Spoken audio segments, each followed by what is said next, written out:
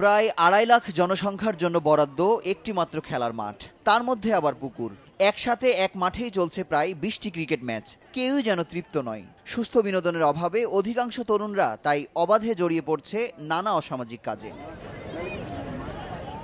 ১২ acre জায়গার ওপর দাঁড়িয়ে থাকা ১০০ বছরের পুরনো কালীমাতা মন্দিরটির প্রায় ২ বিঘা জমি দখল করেছে স্থানীয় প্রভাবশালীরা। জলাবদ্ধতা, যানজট, মাদকসহ এমন নানা ধরনের সমস্যায় জর্জরিত ঢাকা দক্ষিণ সিটি কর্পোরেশনের ৫ নম্বর ওয়ার্ড। পরিকল্পিত উপায়ে এটাকে সংরক্ষিত করতে পারছি না, বিভিন্ন লজিস্টিক সাপোর্টের অভাবে। এতটুকু মাঠও তাকে আবার করে নিতেছে, সবাই খেলতেছে কষ্ট, কিন্তু মাঝে মাঝে শোনা যায় যে এখানে যে মাঠ হয় দখল করে নেবে কেউ, যাদের জোর আছে, অথবা এখানে ভার্সিটি করবে। দখল হতে হতে ঐতিহ্যবাহী জিরানী খাল এখন মৃতপ্রায়।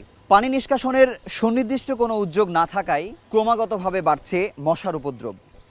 একজন নির্বাচিত জনপ্রতিনিধি এটিকে পুনরুদ্ধার করে আবারও ব্যবহার উপযোগী করবে বলে ধারণা এই এলাকার জনসাধারণের। ডেলি কুকুর, বিড়াল, সিএনজি, রিক্সা সবই পড়তেছে। এখন পর্যন্ত খালি বাকি রয়েছে মানুষ পড়াটা। কারো যদি একটা বাচ্চা পড়ে যায়, যার বাচ্চা সেই একমাত্র ঝাঁপ দিবে, এমন নোংরা পানি। গ্যাস থাকে না, মশার উপদ্রবে থাকা যায় না এই ঘরে। রাস্তাঘাটের সমস্যা, মাদকের সমস্যা, সন্ধ্যার পরে চিন্তায় হয় বিভিন্ন অলিতে গলিতে। পূর্ব বাসাবো, সবুজবাগ ও রাজারবাগ নিয়ে গঠিত এই ওয়ার্ডের ভোটার সংখ্যা ৫০,০০০-এর কাছাকাছি।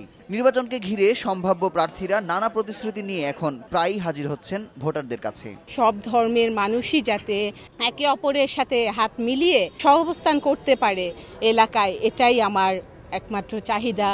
এলাকাবাসীকে সাথে নিয়ে যতটুকু সম্ভব দেশ এবং এলাকার উন্নয়নের কাজ যা যা আছে আমি এটা বাস্তবায়নের জন্য আপ্রাণ চেষ্টা করব। দীর্ঘদিন পর অনুষ্ঠিত হতে যাওয়া নির্বাচনে দীর্ঘদিনের জমে থাকা প্রকট সমস্যাগুলো সমাধানের মুখ দেখবে, এমন আশায় প্রতীক্ষার প্রহর গুনছে এই ওয়ার্ডের বাসিন্দারা। মুজাহিদ শুভ, সময় সংবাদ, ঢাকা।